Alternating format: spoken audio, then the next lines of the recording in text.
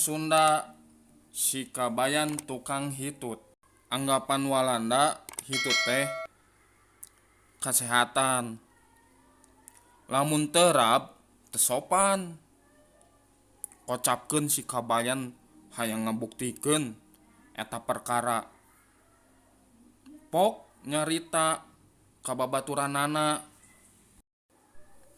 Sarmet cenah ku orang Walanda hitut mah dipuji-puji, dialus-alus. Tapi lamun terab dianggap teu sopan. Emang ari kitu maneh rek kumaha? Kuring rek ngabuktikeun bener hentena kabeneran di urang aya Walanda ngontrak. Nya bae sorena si kabayan katembong leumpang babarengan jeung tuan Walanda kontrak. Tapi samemehna si kabayan bebekalan heula keur pihituteun.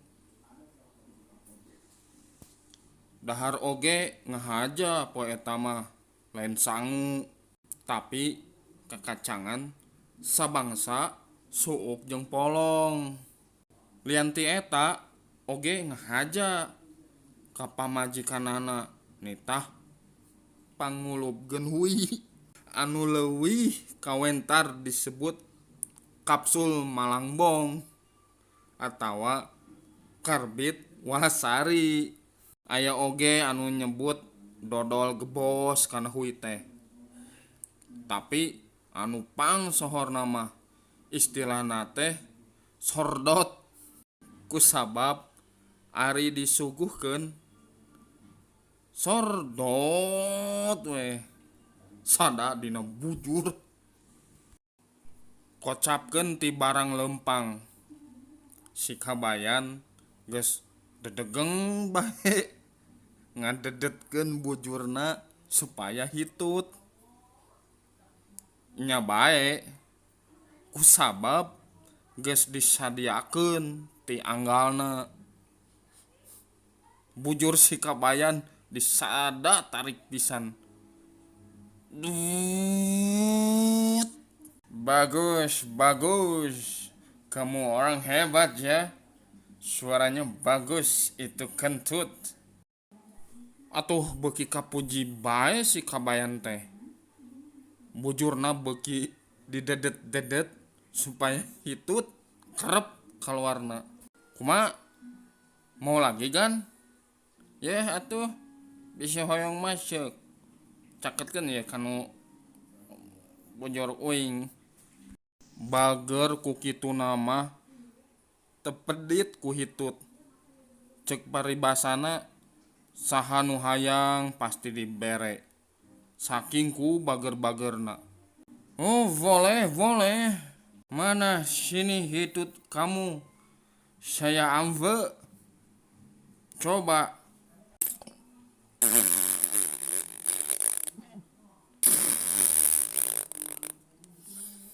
Android. Bagus and nyaring sekali suaranya. Seperti suara bom keresek. Si tuan Walanda kontrak kasima ngadenge suara hitut si kabayan anu sakitu tarikna. Sabab di negara si tuan mah di Walanda lamun urang Walanda hayang hitut biasana tara dikaluarkeun sakaligus. Meureun kadang melepes, kadang mepes. Tapi cukup dikeluarkeun lalaunan. Saeutik-saeutik. Nyaho-nyaho ngahiliwir. Bau endog 30 siki. Heuleut 10 meter bujur si kabayan disada deui tarik pisan. Meureun ari minang-minang teuing mah sebelen si tuan Walanda teh. Bagus lamun sakali. Da ari mineng mah mula kue nu aya. Waktu bujur si kabayan disada keopat kalina ku si tuan walana dijejek satarikna bari nyentak bari nutupan irungna. Anjir, syah, kamu orang jorok, sekedar yang botol gitu ya. Ti saprak harita si kabayan teh kapokeun taradaekeun hitut di mana wae. Komo dihareupeun urang Walanda mah mun sakalian hayang hitut sok ditahan sakuat tanaga. Dongeng Sunda si kabayan ka puskesmas. Eta mah si kabayan mani unggal poe kemis ka puskesmas teh. Tayo aya pikir kadua sagede carangka da buktina. Geus puguh rieut ka dokter. Nyeri beuteung ka dokter. Digegel sireum oge ka dokter. Dikarayapan lancah ka dokter. Rombeheun disuntik. Pokona mah sagala ka dokter. Ayeuna duka dek naon geus andeprok deui wae. Saur dokter. Aya naon deui maneh kabayan? Taeun sumuhun. Bade nyuhunkeun landong. Cek si kabayan bari palayap leye. Ieu aya anak beurit di jero beuteung. Duh, karunya teuing. Di dieu mah teu sadia ubarna kabayan. Cing cobaan ayeuna mah neureui anak ucing hirup-hirup. Supaya eta anak beurit anu di jero beuteung ditewak ku ucing. Dongeng Sunda si kabayan kasemahan. Dina waktu kasemahan sok sumawona dinu teu boga. Dalah dinu sayaga oge dinu rea dahareun. Sok rajeun bae manggih pikaeraeun. Lain dihaja. Geradi nu teu nyampak dahareun aya kajadian aneh. Saperti di kulawarga si kabayan.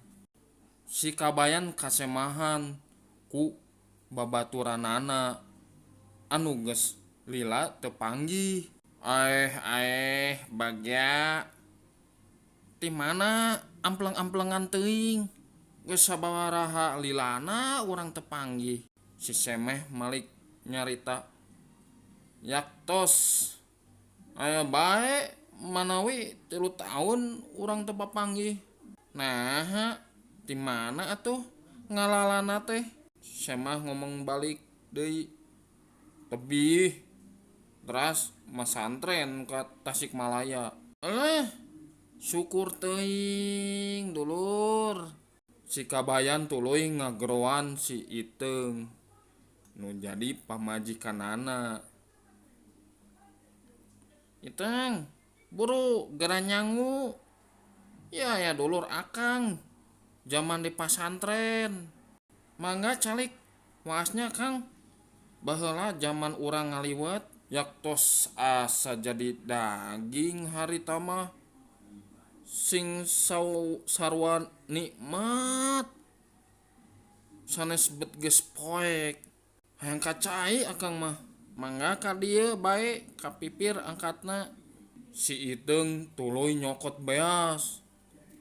Anungan kari sakobokan deui. Kitu ge keur isukan. Lantaran keheul kanu jadi salaki. Ngelek boboko teh bari ngutruk rek ngisikan. Ari Semah teh kumisan sarua jeung salakina si kabayan. Dinu rada poek keur cingogo ramang-ramang. Disangka ku si Iteung teh si Kabayan salakina. Jol disamperkeun bae bari dijenggutan kumisna sarta ngomong haharewosan. Naha keur teu boga beas make disina dahar semah teh. Ki semah teu ngajawab ngan leos bari indit teu bebebeja acan bari nyabakan kumisna nu dibodolan ku si Iteung. Dongeng Sunda si Kabayan jeung Ajengan. Nah kunaon tateh Jang Haji dibagudet bae kawas rada-rada gering. Sumuhun Jang, rada panas tiris. Kawit nama nang cai ka sawah. Terus kehujanan. Ku budrek we salas nama. Biasa nama lumayan rada mati. Si Kabayan ngagoroan pamajikanana supaya ngamparkeun samak. Wengi tadi mah nganggo sasar tulung-tulungan sagala pun lancek teh. Sareng salirana mani nyebret panas. Cek pamajikan si Kabayan. Ari sasar atawa gunda mah bisa jadi pangaruh tina panasna badan. Saur Bapak Ajengan. Nah leres Bapak rukyah teh sareng tilawah eta dilarang ku ajaran Islam. Sumuhun dupi nu kakuping ku abdi mah rukyah teh sebangsa jampe-jampe atanapi raja-raja. Dupi tilawah bangsa jimat-jimat tumbal. Sapertos budak cacingeun digantelan kongkorong nu usiana isim-isim. Sakanyaho Bapak boh jampe-jampe atawa tumbal-tumbal henteu sakabehna dilarang ku ajaran Islam. Nya eta mah gumantung kana sifatna bae. Mungkin aya jampe-jampe anu matak musyrik, tapi mungkin oge aya anu luyu jeung ajaran Islam.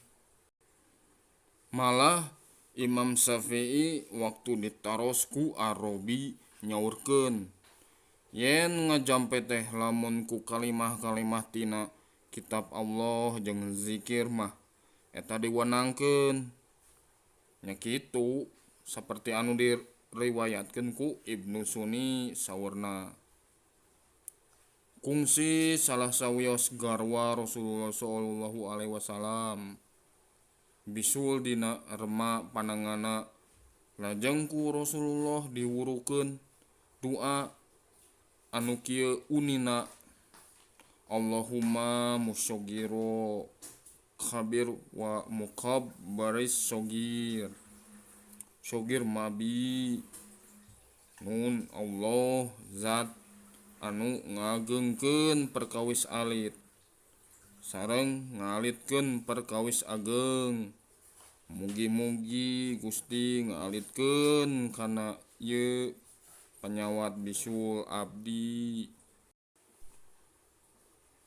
Atuh kapan dina Bukhari kacatur para sahabat mangjampekeun salah saurang pamimpin kabilah anu diseureut babakaur sarta tuluy arunjukan ka Rasulullah sallallahu alaihi wasallam.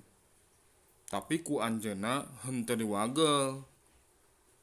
Dina hadits sadis sejen kacarios Rasulullah oge ngalandongan nu diseureut babakaur teh. Ngawasuhna ku cai uyah.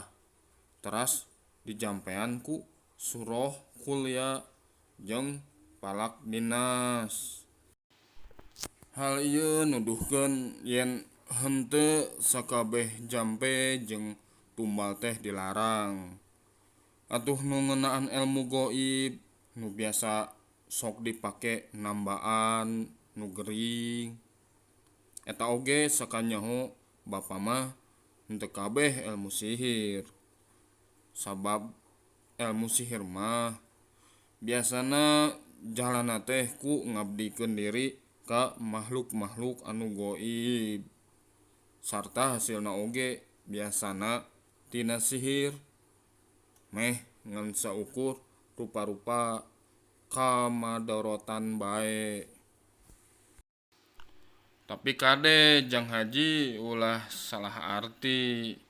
Bapa mah lain nganjurkeun diubar ku jampe-jampe ku ilmu-ilmu goib. Eta mah gumantung kana kaayaan panyakitna bae. Atuh lamun panyakit fisik raga nya tangtuna oge kudu diutamakeun tatamba ka dokter-dokter, klinik-klinik jeung sajabana anu pikeun tiasa diparios. Ngan lamun katarajang ku panyakit rohani jabati tatamba ka dokter ahli jiwa. Lamun rek diubar ku doa-doa ruqyah tilawah oge. Eta ku ajaran Islam teu dilarang. Asal sifat-sifatna bae ulah ngarempak kana tetekon agama. Nanging nyaeta atuh Bapa, abdi mah tatamba ku ilmu sihir oge. Parantos ngalaman. Kumaha hasilna? Alah, nu mawi kumaha? Nu mawi hasilna teh mung semet kenging wiwirang Bapa. Wiwirang kumaha jang haji? Sumuhun. Ye lalakonna mah kieu. Kapengker teh abdi kantos kapengpeongan ku Nyi Epon. Sagala ikhtiar ditumplekeun kanggo ngemat asih ti manehna. Nanging sumuhun ituna mah rupina cohagna mah teu bogoheun we ka abdi teh. Nya lajeng abdi tatamba ka Abah sarta nyuhunkeun dipangmeletkeun ku anjeunna dipaparin cai dina kendi. Kenging ngajampean. Bari saurna enjing kedah dianggo si beungeut. Teras bada si beungeut kedah nepangan si manehna. Sing pajonghok paadu teuteup. Kalayan dipasihan jang jawakanana. Papatkeunun dina waktos pajonghok teh. Sadongkapna ka rorompok eta cai teh ku abdi dieurihkeun kana baskom.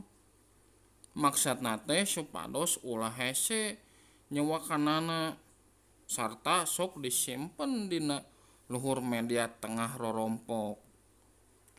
Enjingna subuh keneh teras bae eta cai teh dianggo si beungeut.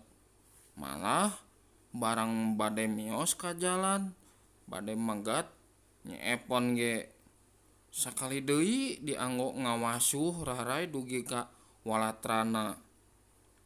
Saparantos ngasop kencling bae abdi mios nawaitu bade megat wanoja nu dipicangcam tea.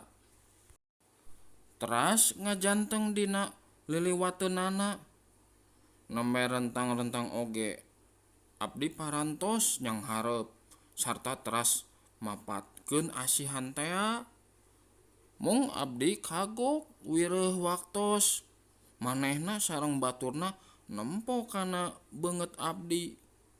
Ujug-ujug ting celekeuteuk saleuseurian sareng ting kalieus. anu teras nama tinggi rihil bari silih ciwit. Atuh kantenan we abdina oge janten tampi raos Bapak. Harita keneh enggal wangsul dina hate ngagolak rupi-rupi patarosan. Naha asihan teh bet kieu buahna. Sadongkap karorompok enggal ngenteng kana kaca ageung. Barang breh teh ya Allah nu maha agung. Paingan nyepon baturna ting celeukeuteuk salerserian. Nanaonan kitu Jang Haji. Ya sumuhun da atuh beungeut abdi teh jadi borahay beureum sapertos beungeut rahwana. Jadi beureum kumaha? Sumuhun. Ieu beureum dibalur gincu campur mangsi. Nah, make aya gincu los-los kana beungeut-beungeut bae. Waktos eta cai tos aya dina baskom. Sumuhun, maklum budak. Ku abdi teu kaparios atuh si beungeutna. Kapan subuh-subuh poek. Tah kitu Bapak pengalaman abdi mah waktos tatamba kana ilmu sihir teh.